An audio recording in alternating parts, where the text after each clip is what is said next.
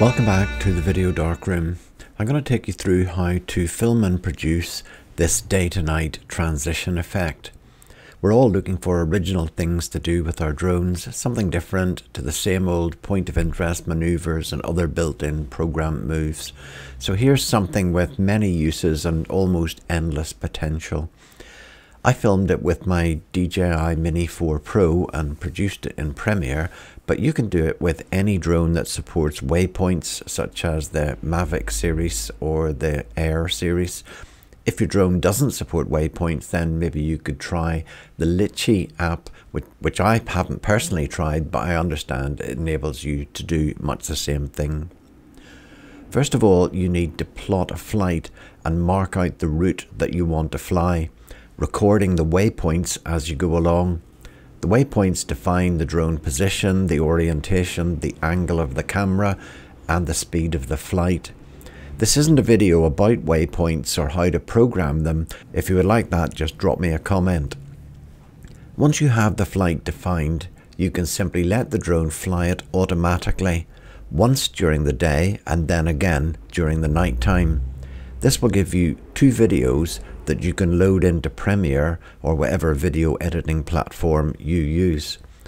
Unfortunately, when I did this, it was really windy, and so the drone was blown a little bit off course at times, and the videos, although they were very close, they weren't a 100% match.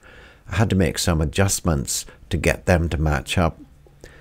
So let's get into Premiere and see how we matched up the two videos to make them align properly and then produce the effect overall.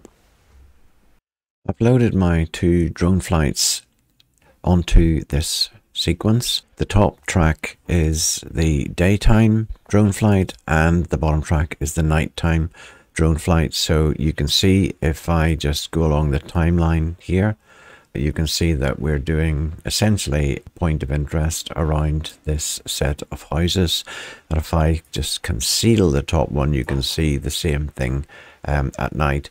Now, unfortunately, due to the high winds when I was filming this, they are not exactly aligned. And in fact, you can see that the two flights are of a slightly different time. So what we need to do is find the points at which these should align. So basically what I'm going to do is I'm just going to move a marker in here on this so that you can see that we're perpendicular to the side of the house, and I'm going to drop a marker onto the top track at that point. So I just press M and you can see the marker is now here. I'm going to switch off the visibility of that and select the bottom track, and I want to get to the same point. Now I know that they're not perfectly aligned, but I want to get to the point where we are exactly perpendicular to the building, because that's the same time point that we have really on the flight. It's slightly off, but we'll deal with that in a moment. So with the bottom track selected, I'll press M again, and we'll be wanting to make that marker match up with the marker that's on the top track at some point. So let's just stick with the bottom track, and since we've got it showing on the screen, and move to the point where we're exactly perpendicular to the front of the house, and that would be approximately here. So we're on the bottom track. I'll just press M again and put a marker at that point, and then I'll just go on until we reach the point where we are exactly perpendicular to the other side of the house, and that is approximately there. So I'll just make sure the bottom track is selected, press M again, and I'm going to do this one more time to get perpendicular to the back of the house. So I move the guide up a little bit so that we can just see whether we're at the right point or not, and I'd say it's about there. Select that and press a marker. So we've now got a number of markers here that indicate how the drone is traveling around the property.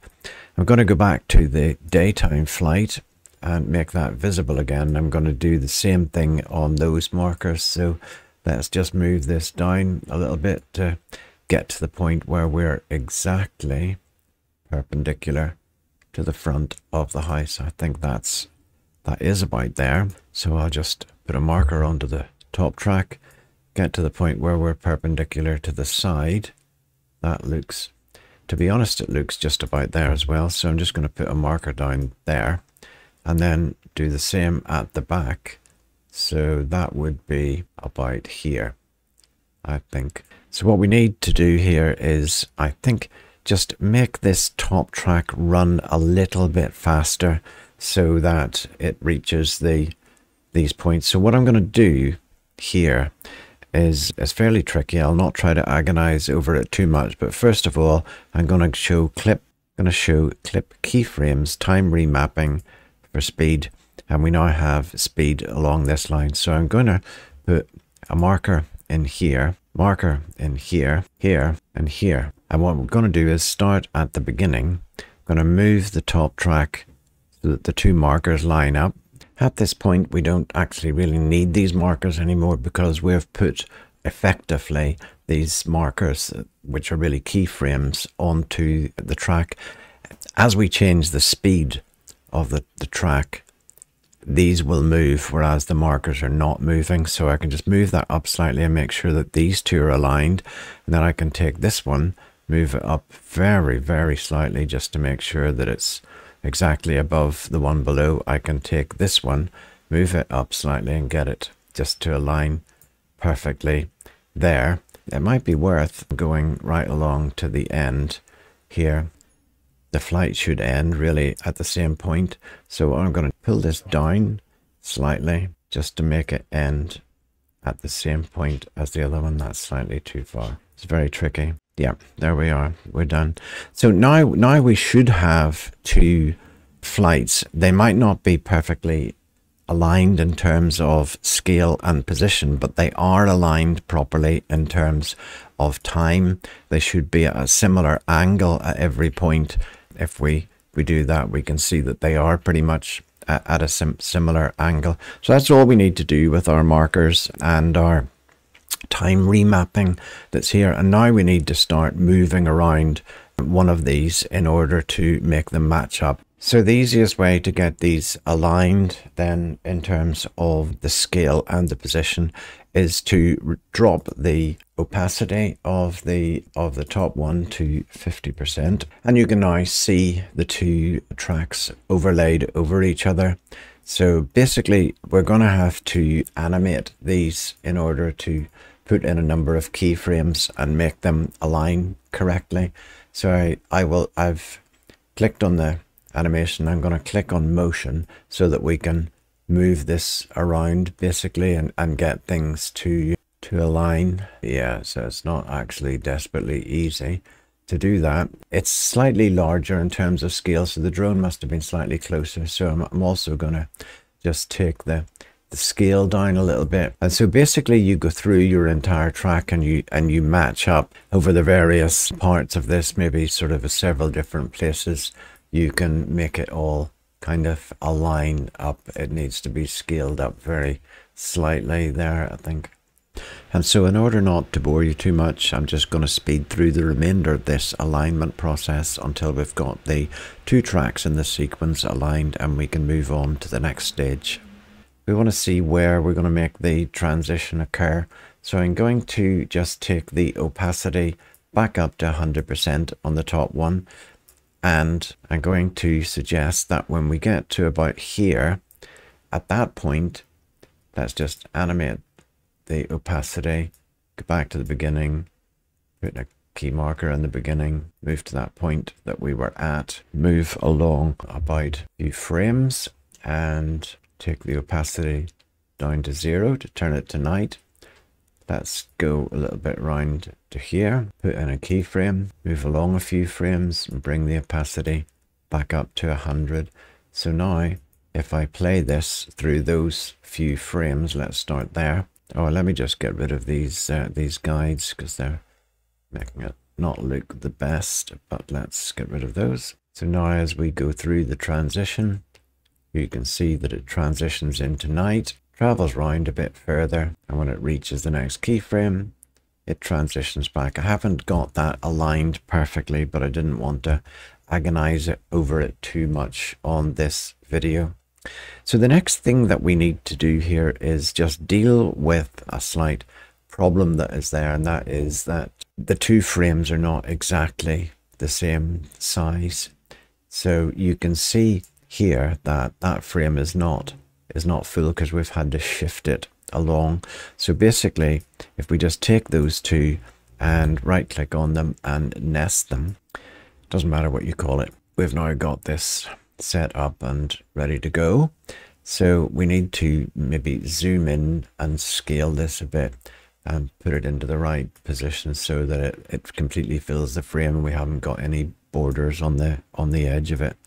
So just move a little bit further along here. I think that's pretty good. I don't want the entire video because it's too boring on this first part of it. So let's just take it from about here. I'll just press Q on that. I'll actually just ripple delete that. So the video now will start at this point. It goes through night. It's a little bit jerky because I'm moving along there, and let's just switch it. Just finish it up about there. Press W to delete to the end from there. And I'm going to just drop that music track onto it. And now if we play the video,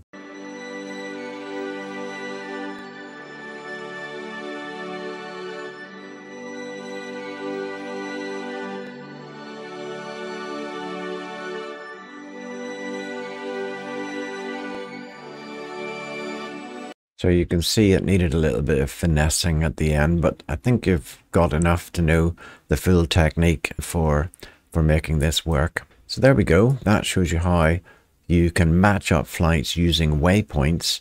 You can use this, as I say, for dealing with situations like filming a construction site as it progresses. Just fly the drone on the same route once a week and transition through it, and you'll see the construction building almost a little bit like a time lapse, or you could go through a particular flight in the 4 seasons of the year.